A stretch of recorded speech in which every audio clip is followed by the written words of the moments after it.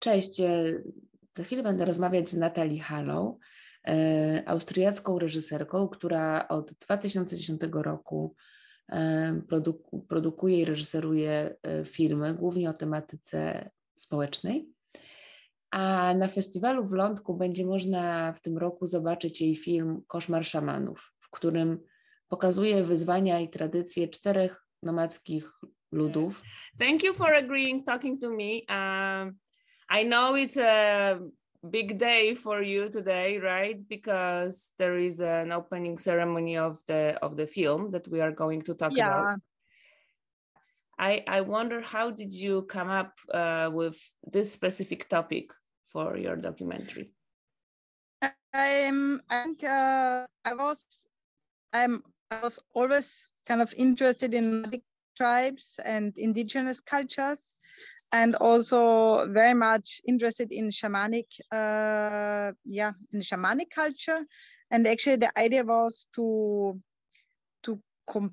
visit different tribes and to visit and talk to their shamans and from very different places in the world, and see if there are like similarities, and what I could take from there, what for me, like also on a personal level, what I could take, what knowledge, what message, whatever, what experience I can take from this. So it was, I think always my movies are based on like personal interests or curiosities in some topic.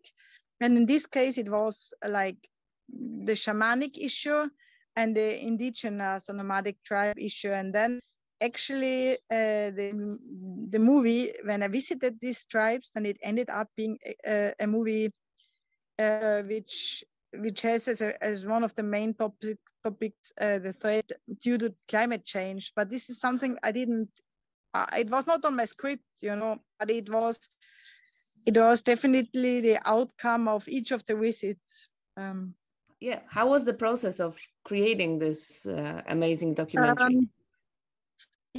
Actually, I had the idea in the beginning of 2019. So not so long ago, and I immediately started kind of to write down a script to profound an idea, and then to choose the four characters, the four nomadic tribes I wanted to film.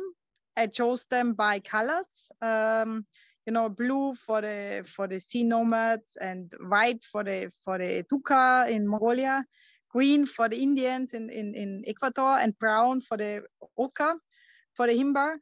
So I chose them, but I just chose them kind of intuition. I didn't make a huge research because they're like, of course, more nomadic tribes, and I think most of them would have fitted into the movie. So I just followed my inner feelings.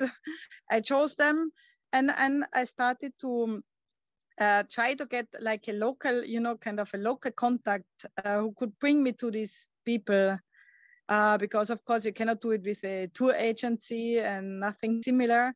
So it was the internet research and also like talking to many people, and in the end, I kind of always found somehow like a local translator and local guide. And then actually I made all these 4 filming trips during this 2019 year. I made it with the idea to return. It was kind of pre-production trip, which I filmed as if I would not be able to return. Somehow, maybe it was like a inner feeling that I thought I might not be able to return. I knew nothing about Corona, but somehow I had this feeling I would not be able to return. But it was a pre-production trip, so the idea was then to get bigger money and return with a bigger film team the next year. So there was plan A and plan B, and plan B was to film myself there already. What I did, and actually all you saw in the movie is what I filmed and what I did alone. So in the end, Corona happened and I could only do plan B, but I think it was enough to at least to give an idea about how these people live, how these people think, and what is their major threat. I guess it's not easy that people accept you, to their culture so easily. How long you were in each place, and how did you manage to get into this intimate relation with the characters? First of all, because it's the way I make the movies. Since I was alone as a woman, I was not with a big team. Just a friend accompanied me, but even the audio recording, I did everything. I really did it alone. So, and a woman, maybe that opens more doors, you know, they don't see me as a threat. And then I think it's a lot of, you have to try, even if you don't speak the same language, you have to try it.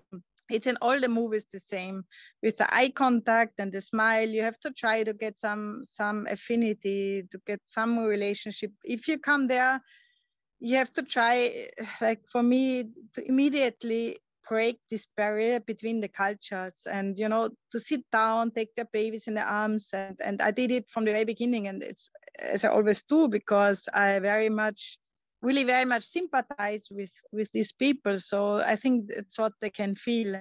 And so actually, if you see the film, you won't believe how little time I have been there, because since I have 3 children at home waiting for me, I can't go there for a month.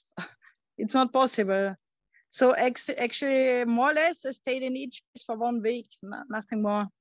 I understand they were 4 totally different trips and different journeys, but is there any place out of the ones that you shown in the movie that particularly stuck with you or changed something with you, or is it particularly important for you? Yeah, I think it's Mongolia. I think it was with the Tuka, definitely. I don't know why. I think it was the piece of shamanic woman, and incredible, beautiful place, and the way they, well, in all the places they really treated me well, but somehow I fell in love with the whole country, but with the place and with the people. So actually, before I left, I asked her, the spirits, you know, like when I asked her when will I return, and actually I don't know what she said. I think she said within the next 3 years.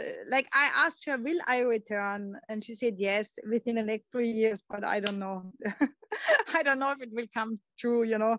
I can't just go there and say, okay, I go there for holidays. It's so complicated to get there. And I'm also very happy the audience of Londek Mountain Festival will have a chance to see such an intimate portrait, I guess, of these people.